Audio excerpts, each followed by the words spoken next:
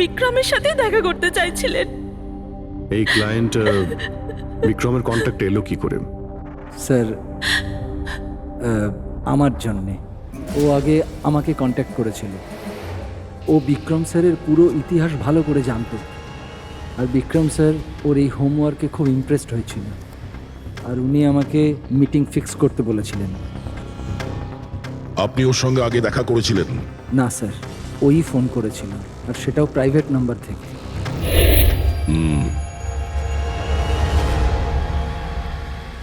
তাহলে আপনারা মিটিং এর আগে সবকিছু দেখে নিয়েছিলেন? হ্যাঁ হ্যাঁ স্যার। ওই রুমটা খুব ভালো করে চেক করে নিয়েছিলেন তো? হ্যাঁ। তাহলে এই অডিওর রেকর্ডিং ডিভাইস এটা রুমের মধ্যে এলো কি করে? স্যার, এটা কোথায় ছিল? ফ্লাওয়ার পটের মধ্যে। ফ্লাওয়ার পটে? ওটা তো তুই চেক করেছিলিস না মোহিত? আমি চেক করেছিলাম স্যার, কিন্তু আমি এটা ফ্লাওয়ার পটে দেখতে পাইনি। দেখতে পাননি? আগে না। আচ্ছা, কিভাবে তুমি দেখলে না? ব্যুরো চলো, ওখানে সবাই খুব ভালোভাবে দেখতে পায়।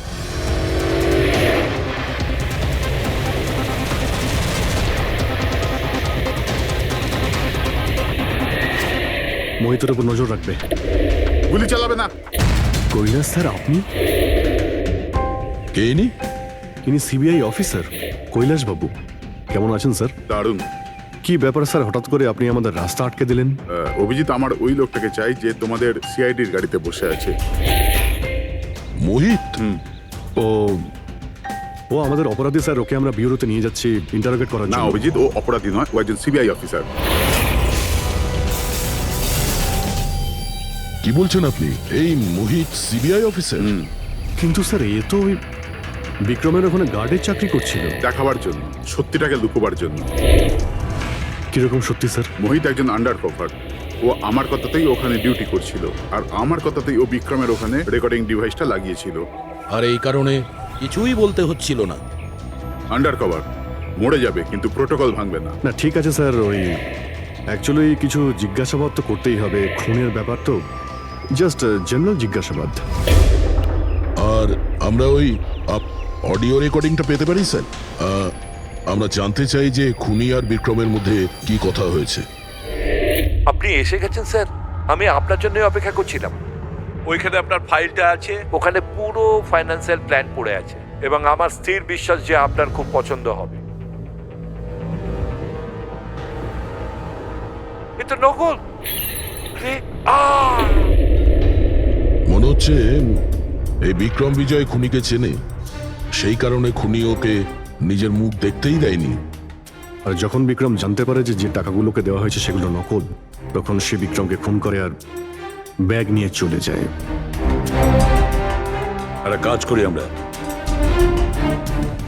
এই মোহিতকে, আন্ডার কভার পুলিশকে কিছু জিজ্ঞাসাবাদ করি। আই এম সরি স্যার, এই কেসটা এখনো বন্ধ হয়নি। এই জন্য আমি যদি আপনাদের এর থেকে যদি কিছু বেশি বলি তাহলে প্রোটোকল ভাঙা হবে, হুইচ আই ডোন্ট ওয়ান্ট। দেখো মোহিত, আমি তোমার প্রোটোকলকে রেসপেক্ট করি।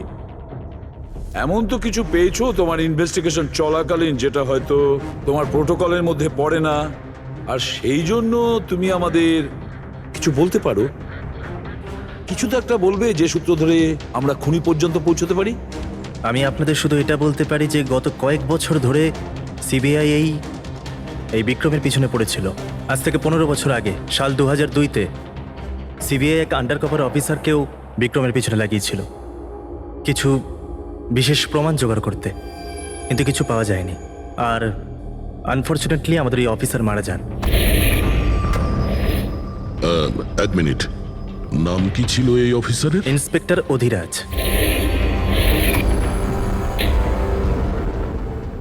ইন্সপেক্টর অধিরাজ?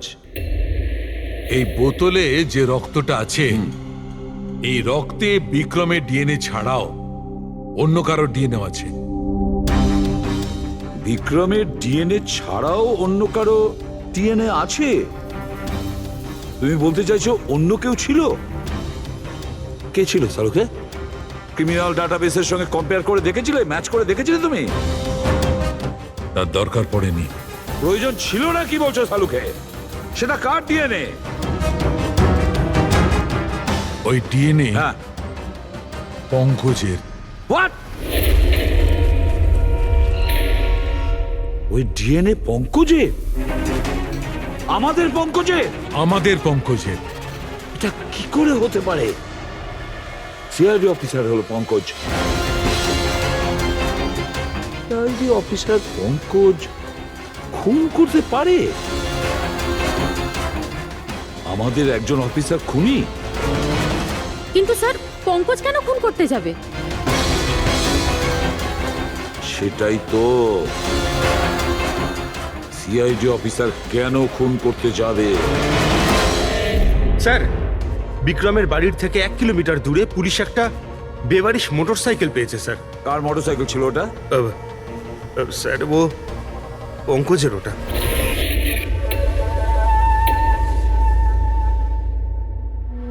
ভাবছিলাম তাই। তার মানে পঙ্কজের বাইকটা পাওয়া গেল ওখানে, আর আপনাদের কারুর অবাক লাগলো না? ফ্রেডি, বিক্রম বিজয় যে মারা গেছে আজ 15 বছর আগে, অধিরাজ বাবু পঙ্কজের বাবা একটা আন্ডার কভার কপ বডিগার্ড সেজে বিক্রম বিজয়ের বিরুদ্ধে প্রমাণ জোগাড় করছিল, আর সেই কারণে ও মারাও গেছে। তার মানে স্যার পঙ্কজ এটা ভাবে যে পঙ্কজের বাবার মৃত্যুর পিছনে এই বিক্রম বিজয়ের হাত রয়েছে, আর এই জন্য ওর বাবার মৃত্যুর প্রতিশোধ নেবার জন্য।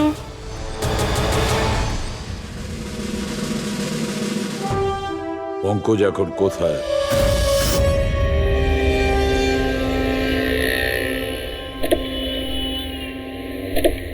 আরে স্যার, আপনারা? আরে এই প্রশ্নটাই তো আমরা তোমাকে জিজ্ঞেস করছি। তুমি এখানে কি করছো?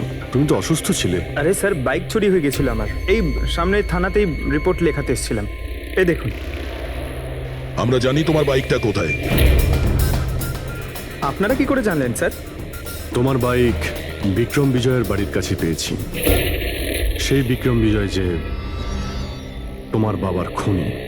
যখন বিউরোতে এসিপি স্যার বলল যে বিক্রম বিজয়ের খুন হয়েছে, তখন তুমি জানতে না ওই বিক্রম বিজয়? হ্যাঁ স্যার। আরে তাহলে তুমি বিউরোতে কেন বললে না? তোমার বলা উচিত ছিল যে বিক্রম বিজয়ই তোমার বাবার খুনি। স্যার, বাবার শ্রাদ্ধ ছিল স্যার। মন্দির থেকে বিউরো আসছিলাম, ওনার ব্যাপারেই ভাবছিলাম, আর কিছু খেয়াল ছিল না স্যার। একদম কিছু মাথায় আসছিল না, বুঝতেই পারছিলাম না কি করব।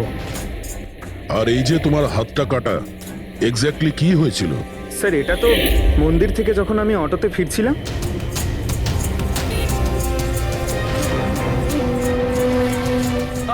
কি হলো স্যার? তাহলে একজন অচেনা লোক আঘাত করে চলে গেল? হ্যাঁ, এমনি অকারণে?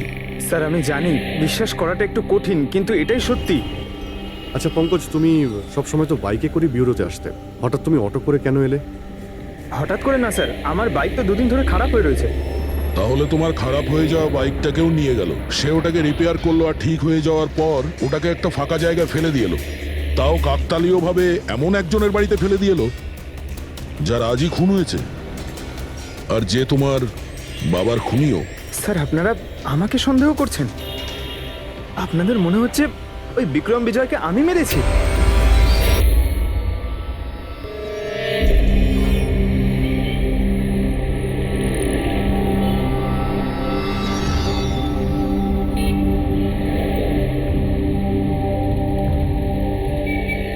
যদি এই পঙ্কজ নিজের বাড়ি থেকে বিক্রম বিজয়ের বাড়িতে যায়, তো এখানে এই জাংশন থেকেই গিয়েছে।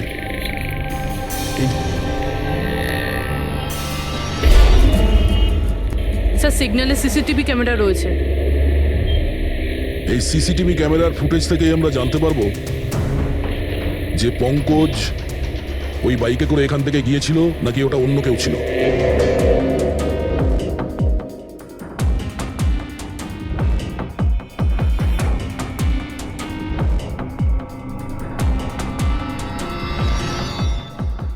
এক মিনিট রিওয়াইন্ড করো, পজ করো। স্যার এই দেখুন, একে পঙ্কজের মতনই দেখতে লাগছে না? বাইকের নাম্বার হলো XYA 4784। স্যার পঙ্কজের বাইকের নাম্বারও এটাই। পুরবী, এই পঙ্কজ এতটা তো ভুল করবে না যে একটা অপরাধ করতে যাওয়ার আগে রাস্তায় আর একটা অপরাধ করবে, সিগন্যাল ভাঙা। নিশ্চয়ই কেউ আছে যে পঙ্কজকে ফাঁসাতে চাইছে, আর সেই কারণেই ও সিগন্যালটা ভেঙেছে, যাতে আমাদের যে সন্দেহটা আছে পঙ্কজের উপর ওটা আরো মজবুত হয়। কিন্তু স্যার পঙ্কজকে কে ফাঁসাতে চাইবে? হতে পারে ওর কোনো পুরনো শত্রু। স্যার আমার এমন কোনো পুরনো শত্রু নেই যে আমাকে ফাঁসানোর জন্য এরকম কিছু করবে স্যার। পঙ্কজ, খুব ভালোভাবে চিন্তা করো, কেউ তো হবে। না স্যার। যদি তোমার কোনো শত্রু না থেকে থাকে তাহলে এই খুন তুমিই করেছো। তুমি নিজের বাবার মৃত্যুর প্রতিশোধ নিয়েছো তুমি, আর সেটাও ওনার মৃত্যুবার্ষিকীতে। স্যার আমার প্রতিশোধ নেবার কোনো মেন্টালিটি নেই স্যার। আমি আমি খুনি না স্যার, আমি একজন সিআইডি অফিসার। যতদূর বাবার কথা স্যার, আমি তো ওনাকে ভালো করে দেখিও নি স্যার। আমার তো এমন কিছু মনেও নেই যে উনি আমাদের সঙ্গে কখনো টাইম স্পেন্ড করেছেন বা আনন্দ করেছেন। স্যার উনি হয়তো কখনো ভাবতেনও না যে ওনার একটা ছেলে আছে যার ওনাকে প্রয়োজন। তার মানে হলো তোমার বাবার সঙ্গে তোমার সম্পর্ক ভালো ছিল না? স্যার উনি একজন আন্ডারকভার কপ ছিলেন, বেশিরভাগই নিজের কাজে ব্যস্ত থাকতেন। বাড়ি, সংসার, সন্তান, পরিজন সেসব নিয়ে উনি কোনোদিন মাথায় ঘামাননি। আমাকে শুধু আমার মাই মানুষ করেছেন স্যার। কিন্তু তাও বলছি পঙ্কজ, তোমার নিজের বাবার সাথে কোনো না কোনো স্মৃতি তো জড়িয়ে থাকবে না? কিছু মনে আছে? শুধু স্যার এইটুকুই মনে আছে আমার স্যার, আমাকে উনি মেলায় ঘুরতে নিয়ে যেতেন, কিন্তু মেলায় নিয়ে যাওয়ার আগে উনি আমাকে হসপিটালে নিয়ে যেতেন প্রতিবার। কি হসপিটালে? ওটা কেন? হয়তো ছোটবেলায় আমি খুব অসুস্থ থাকতাম, আর উনি হসপিটালে নিয়ে যেতেন, আর আমার খুব ব্যথা লাগতো স্যার। যন্ত্রণা? পঙ্কজ, কোথায় যন্ত্রণা হতো? স্যার পিঠে, এখানে স্যার। পিঠে? পঙ্কজ, ডাক্তার পিঠে কি করতো? না স্যার, তেমন কিছু মনে পড়ছে না স্যার। মনে করো পঙ্কজ, মনে করো কি করতো? তোমার পিঠে ইঞ্জেকশন দিত বা পিঠের থেকে রক্ত বার করতো? কি করতো মনে করো? Sir sir sir drill machine দিয়ে কিছু করতো হসপিটালে। কি বলে, ড্রিল মেশিন দিয়ে? আর তারপরে তোমার পিঠে যন্ত্রণা হতো? খুব ব্যথা করতো স্যার, আমি তো এক সপ্তাহ ঠিক করে বসতে পারতাম না। আর তারপর বাড়ি যাবার পর তোমার ঘুম পেত, অদ্ভুত কিছু মনে হতো, মাথা ঘুরতো? হ্যাঁ স্যার। স্যার মেলায় যখন আমি ঘুরতে যেতাম তখন ঘোরের মধ্যে থাকতাম স্যার, সারাক্ষণ মাথাটা ঝিমঝিম করতে আর ঘুরতো স্যার। কিন্তু স্যার এই কথাটার কেসটার সাথে কি সম্পর্ক? সম্পর্ক আছে বস। আমার মনে হচ্ছে এর বাবা এর খুব কম বয়সে এর বোন ম্যারো ডোনেট করে দিয়েছিল। কিন্তু স্যার বাচ্চাদের বোন ম্যারো ডোনেট করা তো বেআইনি কাজ। বেআইনি কাজ, কিন্তু আমার মনে হচ্ছে বস টাকার জন্য বা যে কোনো কারণেই হোক ওই ডক্টর এর বাবার জন্য এই সমস্ত করেছে।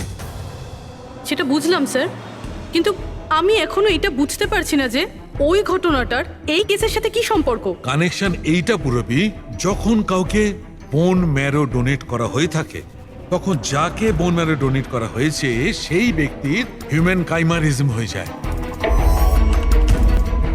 হিউম্যান কাইমারিজম? এটা কি ডক্টর সালুখে? মনে করো যে লোকটাকে বোন ম্যারো ডোনেট করা হয়েছে সেই ব্যক্তিটির শরীরে দুটো ডিএনএ তৈরি হয়ে যায়। একটা ডিএনএ সেইটা যেটা ওর নিজের অরিজিনাল, আর দ্বিতীয় ডিএনএটা তার যার বোন ম্যারো তাকে ডোনেট করা হয়েছে তার।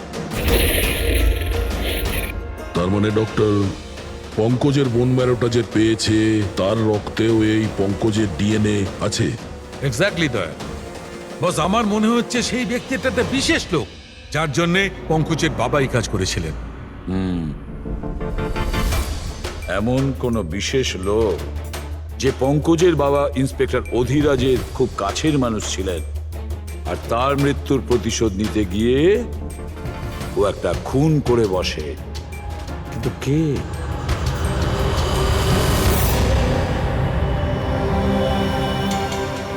দয়া। Hi sir. Hello Abhijit. Hi Daya, কেমন হ্যালো, আছো? গুড। সরি, আপনাকে এরকম একটা জায়গাতে ডেকে আনতে হলো। অভিজিৎ, যে ইনফরমেশন তোমার দরকার ছিল সেটা না সিআইডি অফিসে দেওয়া যেত না আমার অফিসে। থ্যাংক ইউ স্যার আমাদের সাহায্য করার জন্যে।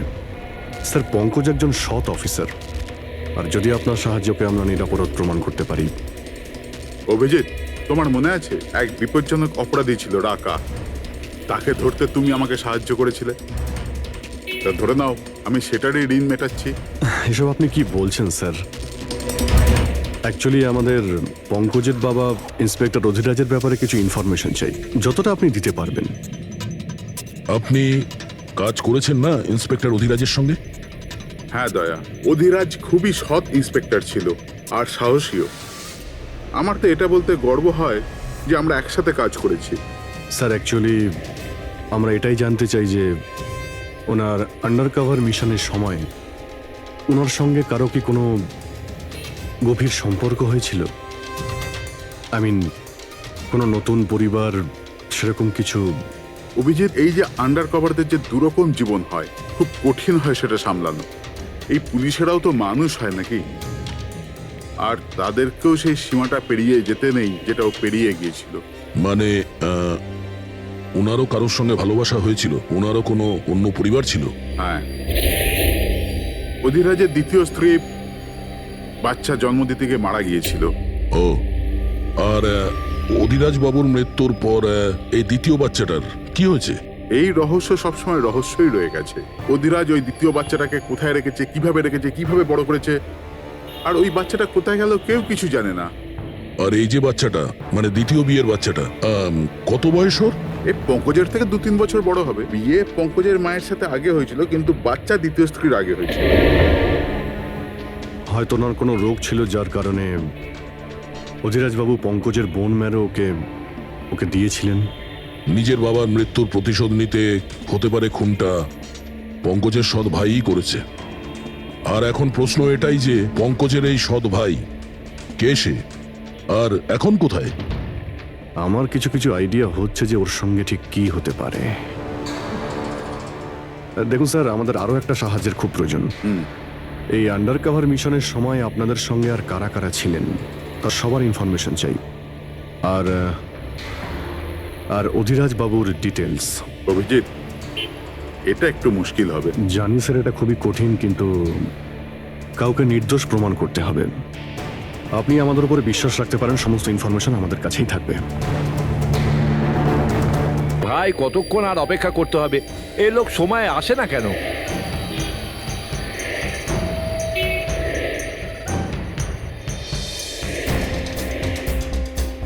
আরে ভাই, আধ ঘন্টা ধরে অপেক্ষা করছি। আজই আমার পুরো টাকা চাই। আজই আমাকে এই শহর ছেড়ে দিতে হবে। তোর হিসাব তো আমি আজ এখনই এই মুহূর্তে করব।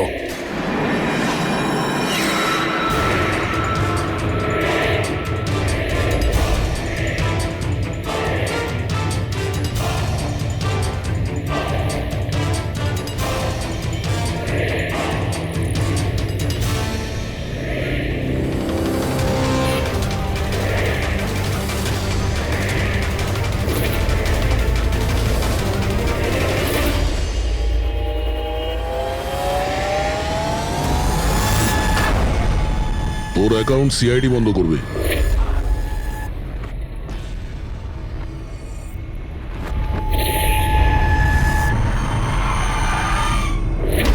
বাবার ধার মেটানো প্রত্যেক সন্তানের কর্তব্য, আর যে ছেলেটা করে তাকেই ভালো ছেলে বলা হয়, আর সেটা হলাম আমি। তুমি তো কিছু করনি, আমি নিয়েছি আমার বাবার মৃত্যুর বদলা। দেখো মোহিত, তোমাদের বাবা ইন্সপেক্টর অধিরাজ একজন সৎ, একজন কর্তব্যপরায়ণ পুলিশ অফিসার ছিলেন। কি ভাবছিলে তুমি তোমার মতন একজন অপরাধীর বাবা হয়ে গর্ব করতেন? নাকি পঙ্কজের মতন একজন সৎ সিআইডি অফিসারের ওপর? তার সত্যি কথা বলতে তো বাবার সব সময়ই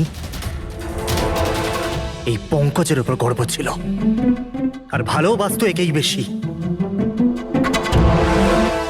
আমাকে তো উনি অনাথ আশ্রমে দিয়ে দিয়েছিলেন স্যার,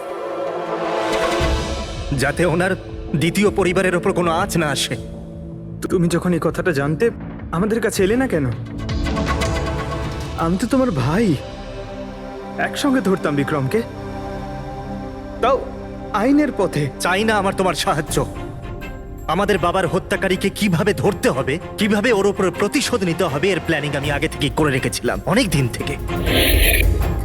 আর এটাই হলো কারণ আমার সিবিআই অফিসার হওয়ার। আর ঠিক আমার বাবার মতোই একটা আন্ডার কভার মিশনে গেছিলাম ওই বিক্রমের বিরুদ্ধে। কিন্তু এইবার তাকে সাজা দেওয়ার জন্য নয় স্যার, বরং ওকে শেষ করার জন্য। একজন সিবিআই অফিসার হয়েও তুমি অপরাধ করেছো। তোমাদের মতো অফিসারের জন্যই সবাই আইনের উপরে ভরসা করতে পারে না। এই কাজে কেতন তোমাকে সাহায্য করেছিল না? হ্যাঁ স্যার, কেতনও আমার বাবার সাথে কাজ করত।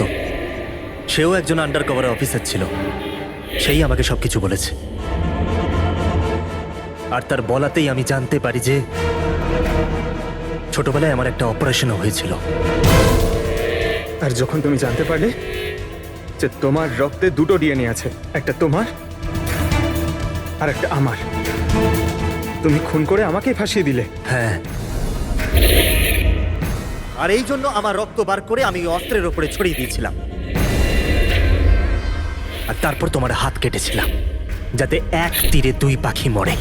আমার দুই শত্রু, আমার বাবার হত্যাকারী ওই বিক্রম।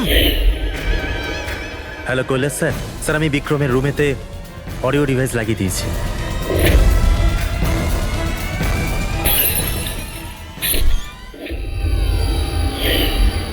আর তুমি আমাকে এত ঘৃণা করার কারণ কি ভাই? কেন করবো না বলো তো?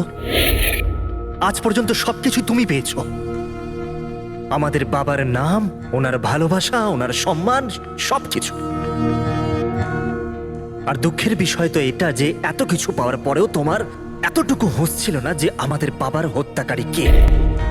স্যার, আজকে যদি আমি না হতাম তাহলে আমাদের বাবার হত্যাকারী আজও বেঁচে থাকতো এবং ঘুরে বেড়াতো। আর তুমি কি পেলে মোহিত? জেল? আর খুন করে তোমার বাবা কি পেল মরার পরে? লজ্জা? স্যার, একটা প্রশ্ন করতে পারি আপনাকে? আপনারা আপনারা আমার কাছে পৌঁছলেন কি করে? কারণ আমি এতটুকুও ভুল করিনি সমস্ত প্রমাণ পঙ্কজের বিরুদ্ধে করতে। সেটা তো আমরা জানতাম যে পঙ্কজ এ কাজ কোনোদিন করতে পারে না। আর বাকি রইল তোমার অবধি পৌঁছানোর। যখন আমরা দুটো ডিএনএর খোঁজ পেলাম, আমরা তোমার বাবা ইন্সপেক্টর অধিরাজের ব্যাকগ্রাউন্ড চেক করলাম। সেখান থেকেই আমরা জানতে পারি যে ওনার আরো একজন ছেলে আছে, তুমি। ব্যাস, আমরা সেই ছেলের ঠিকুজি খুঁজে বার করলাম তোমার। আর পুরো ব্যাপারটা ছবির মতন পরিষ্কার। অনেক ভুল করেছো তুমি মোহিত, মস্ত বড় ভুল করেছো। আইন তোমাকে কঠোর থেকে কঠোরতম শাস্তি দেবে, হয়তো যাবজ্জীবন জেল, না হলে ফাঁসি।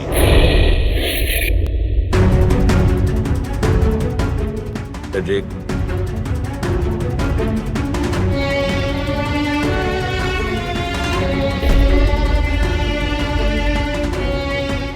সরি স্যার, আমি জানি তোমার মনে শুধু আমার প্রতি ঘৃণাই আছে, কিন্তু আমি সত্যি জানতাম না আমার কোনো ভাই আছে। আমি জানি না তোমার সঙ্গে কি হবে, কিন্তু তুমি একটা কথা সবসময় মনে রেখো, আমি তোমার অপেক্ষা করব। I'll wait for you, brother.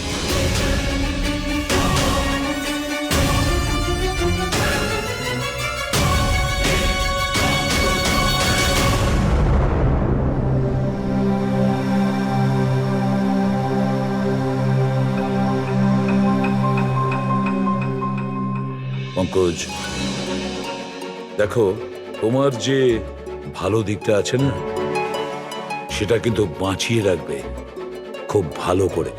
Welcome back to CID. Thank you sir. Sir, I am sorry sir, আপনি ঠিকই বলছিলেন। ইমোশনাল হয়ে আমি স্যার একটু বেশি বলে ফেলেছি। I am sorry. দেখো অভিজিৎ, তোমরা সবাই আমার কাছে শুধু সিআইডি অফিসার নও, তোমরা আমার গর্ব, আমার আত্মবিশ্বাস, তোমরা আমার শক্তি। তোমরা আর এসিবি প্রদ্যুমান আজ পর্যন্ত নিজের শক্তিকে সন্দেহ করেনি, না কোনোদিন করবে। সময় তো সব সময়ই মানুষের পরীক্ষা নেয়, কিন্তু কর্তব্যের পথে চলার সময় যদি নিজের সন্তানের ওপরেও গুলি চালাতে হয়, আমাদের হাত যেন না কাঁপে।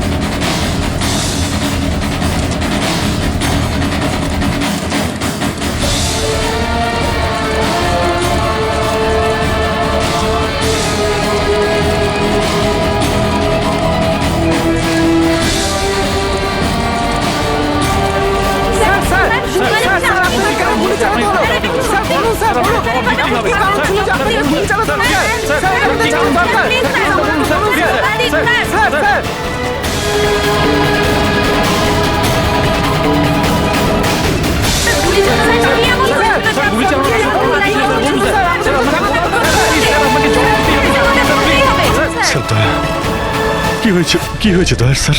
এরা বলছে যে আমি নাকি ওকে গুলি করেছি। ওরা মিথ্যে বলছে, আমি জানি যে দয়া।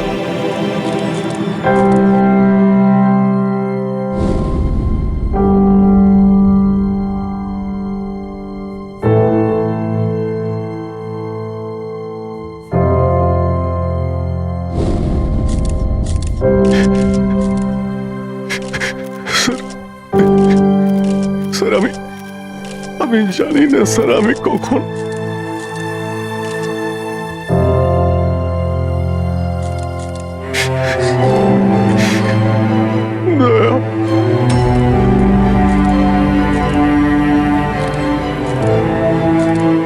না অভিজিৎ, তুমি ভেতরে যেতে পারবে না। তুমি দয়ার প্রাণ নিয়েছো, তোমাকে আমরা গ্রেপ্তার করছি।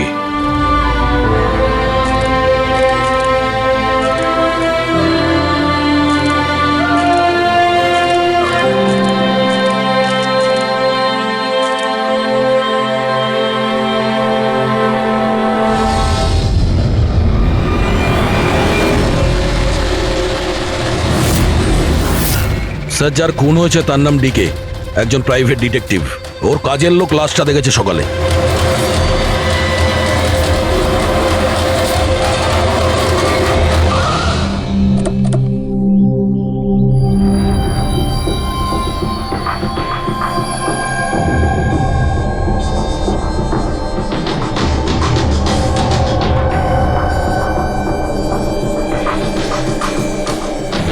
দয়া, এর মুখ তো ক্ষতবিক্ষত, মনে হচ্ছে পয়েন্ট ব্ল্যাঙ্ক রেঞ্জ থেকে একাধিক গুলি করে মারা হয়েছে একে। স্যার, এই রুমের জিনিসপত্র সব ঠিকঠাক জায়গায় আছে, কিছুই হয়নি। মনে তো হচ্ছে না এখানে কোনো হাতাহাতি হয়েছে।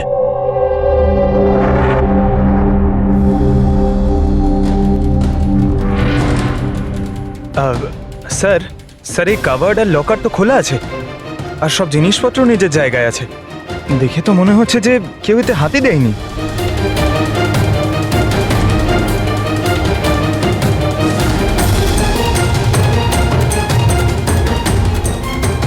স্যার, টাকার গয়না যে কে সেই আছে। মনে হয় উনি যা চাইছিল সেটা পেয়ে গেছে। স্যার, গুলি।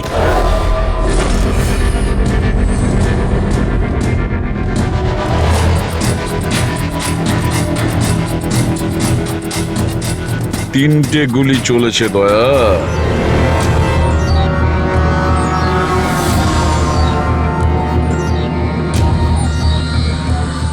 স্যার। হ্যাঁ বলো ফেডরিক। স্যার, এই জানলাটার কাঁচ সরানো হয়েছে, তার মানে খুনি এখান থেকেই পালিয়েছে। হ্যাঁ, একটা কাজ করো ফেডরিক, এখান থেকে ফিঙ্গারপ্রিন্ট তোলো। স্যার। হ্যাঁ দয়া। ডিকের মোবাইল ফোনটা দেখুন স্যার। মরার আগে ডিকে কোনো সঞ্জয়কে 3 বার কল করেছে। সঞ্জয়? ওই সঞ্জয়কে আপনি চেনেন? না সাহেব। রাত 1টা থেকে 2:30-এর মধ্যে 3 বার। সঞ্জয়ের ডিটেল বের করো স্যার। আর হ্যাঁ দয়া, অভিজিৎ তো এখনো এলো না, তুমি ওকে ফোন করে বলনি এখানে আসতে ক্রাইম সিনে? হ্যাঁ স্যার, বলেছিলাম। মনে হয় কোনো জ্যামে আটকে গেছে। জ্যামে আটকে গেছে? ওকে ফোন করো আর বলো এখানে তাড়াতাড়ি আসতে। স্যার। হ্যাঁ।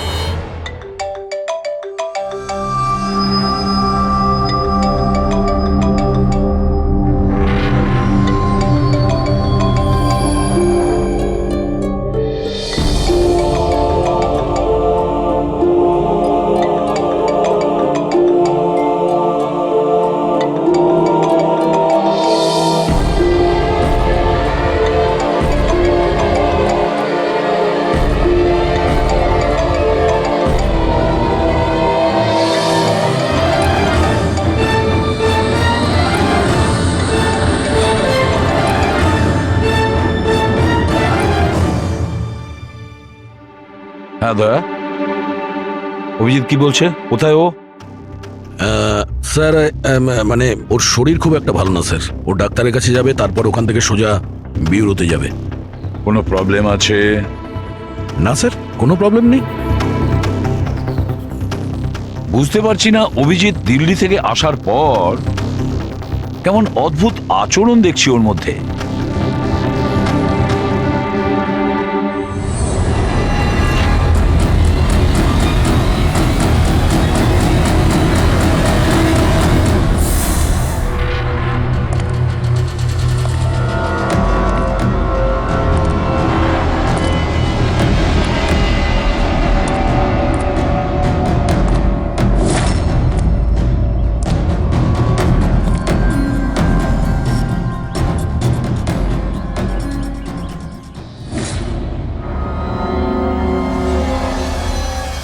তোমার আমার সাহায্যের দরকার।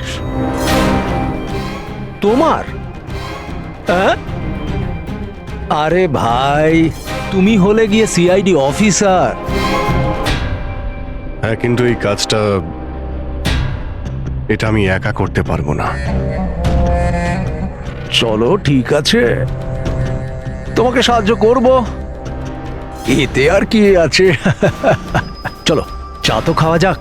আরে না, ঠিক আছে, আমি আমি ঠিক আছি। আই মিন, দেখ চেতন, এই কাজটা না, এই ব্যাপারে যেন কেউ কিছু না জানে, বিশেষ করে আমার টিম। আরে এটা আবার কি কথা বলছো? আমরা এতদিনের পুরনো বন্ধু, এইটুকু বিশ্বাস করতে পারছো না? হ্যাঁ বলো কি করতে হবে?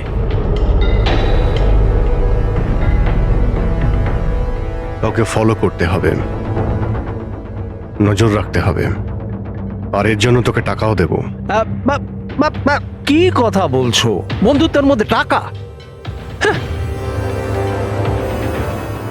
আচ্ছা ঠিক আছে, যদি মনে করো টাকা দিয়ে দিও। ফলো কাকে করতে হবে?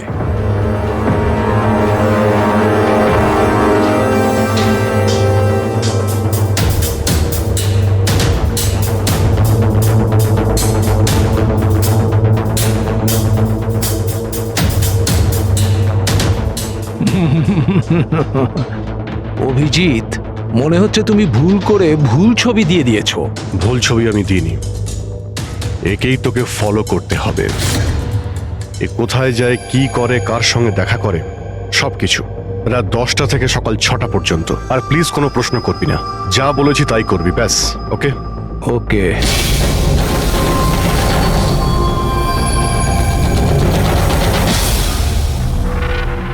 হয় অভিজিৎ পাগল হয়ে গেছে,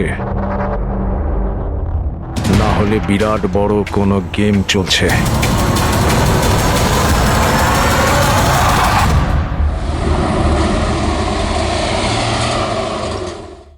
কি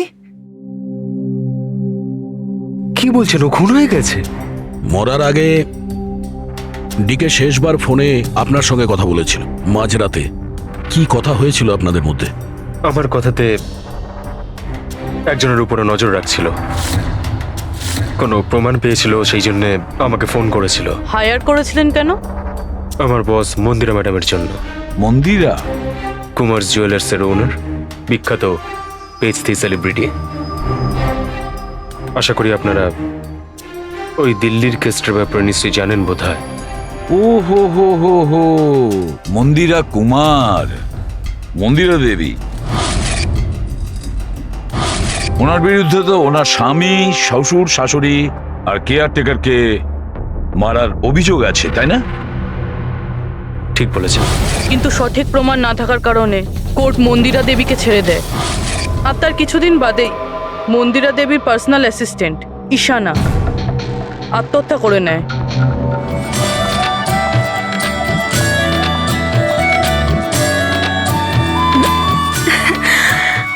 তুই?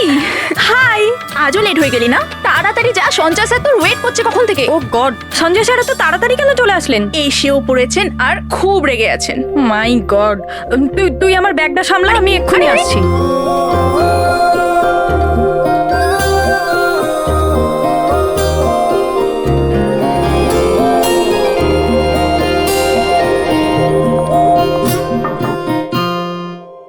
মে I come in sir? Come in. Sorry sir, sorry sorry sorry sorry, I am so sorry, so sorry sir. কটা বাজে বলো তো তুমি? এটা কোনো অফিসে আসার টাইম হলো? স্যার ট্রাফিক খুব বেশি ছিল। কি ট্রাফিকের কথা বলছো তুমি? রোজ একই কথা বলে যাও তুমি। হ্যাঁ, এই অফিসের বাকি লোকজনও তো ওই ট্রাফিক পেরিয়ে আসে, তাই না? হ্যাঁ বলো কুমার। না না, 30শে ডিসেম্বরের আগে কিচ্ছু করা সম্ভব নয়। আরে তুমি তো এটা জানো যে 30শে ডিসেম্বরে মন্দিরা ম্যাডামের একটা ইভেন্ট রয়েছে মুম্বাইতে, তার আগে কিছুই করা সম্ভব নয়। হ্যাঁ হ্যাঁ।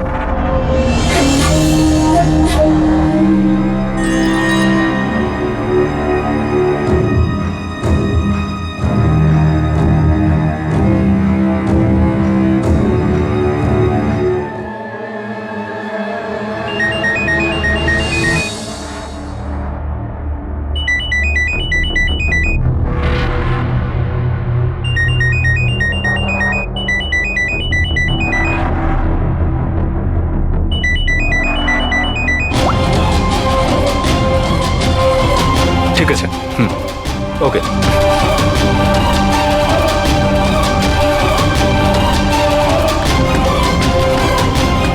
কি হলো? হ্যাঁ, কি হয়েছে নাকি? বাইরে ওভাবে কি দেখছো?